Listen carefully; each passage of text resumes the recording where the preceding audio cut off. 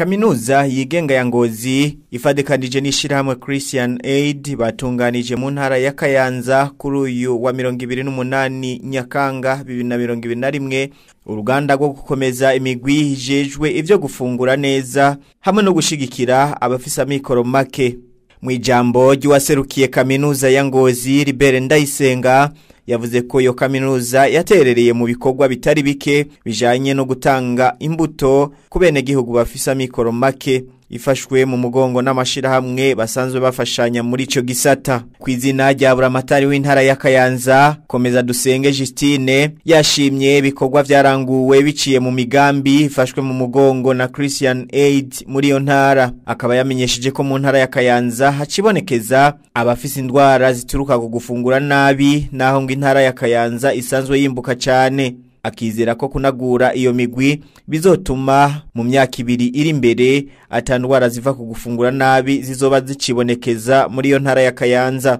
Nayo Dr Bonaventure Minani umwigisha muri Kaminuza y'Ingozi yamenyesheje ko abafashijwe muri uwo mugambi bashoboye kuronka umwimbu w'umusesekara waho bashoboye no kuyugururira amakonti yo kuziganya amahera baronse.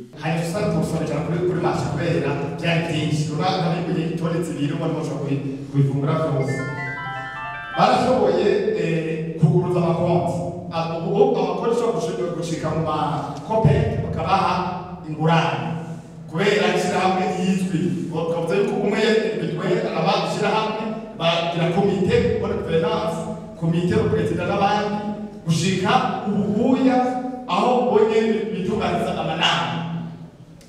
Ico kintu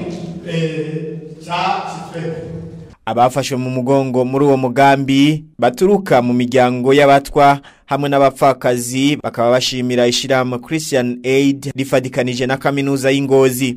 Nayo Philippe Gargalo aserukira ishirahamwe Christian Aid ayo mashirahamwe y'abatishoboye yafashwe mu mugongo n'iryo shirahamwe Christian Aid mu kwitunganiriza imigambi y'uburimyi yabasavye gukoresha amahera baronse ntibayagumize ku makonte ahubwo bayaranguza imigambi yunguka. Akaba yaboneyeho gushikiriza ko ishirahamwe Christian Aid aserukira rizokomeza gufata mu mugongo imigambi yabo.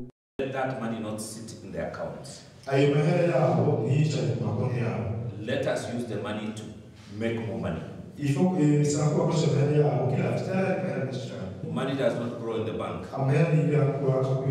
Money grows when you invest it. The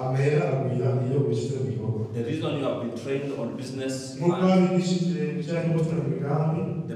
reason you have been trained on production is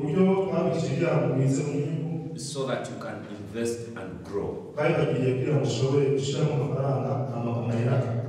Our unity in groups, our unity in associations will transform what we are doing. And Christian Aid is committed to continuously work with you.